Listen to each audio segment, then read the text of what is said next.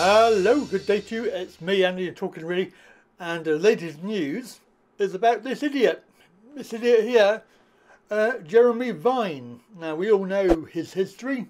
If you don't know his history, if you're not sure, then look at my channel, because there are videos about him and his behaviour and his attitude towards people who are not with the medical treatment that he thinks everybody should have, or should have, because just because he has, he says everybody should have it, and if you don't have it, you're selfish and you should be locked up. By the way, that's what he says. You should be excluded from life just because you haven't done what he's done, which in the words of anybody sensible is that he is brainwashed. Now, I've got to show you this video because suddenly there's a whole raft of people coming out and saying, oh yeah, but the evidence was this, the government said that, and you know, we were only following orders from the government. They should know. Yeah, they should know, all right. And they did know, but this guy should know better. He was on TV, and even going back a little while, there was a tweet that was put out regarding his bias. Jeremy Vine has continually taken a very biased pro-vaccine approach on both his radio and TV shows. He doesn't appear to do any research and is always ready to slander the opposition without having a fair and just discussion. On his show on 17th of April, the topic was unvaccinated kids being made to wear a badge. As he said like this, that luckily they weren't put into a home or something, because that's what he was implying for everybody else.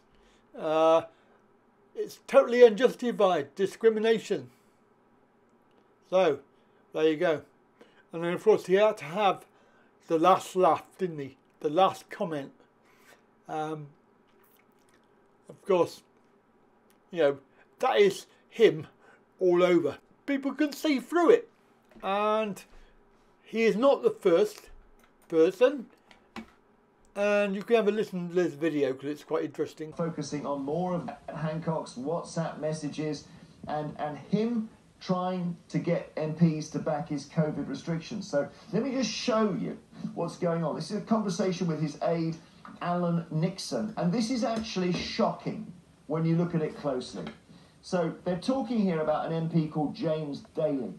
And Alan Nixon is worried that James Daly, who's a Conservative MP, isn't going to back the new restrictions.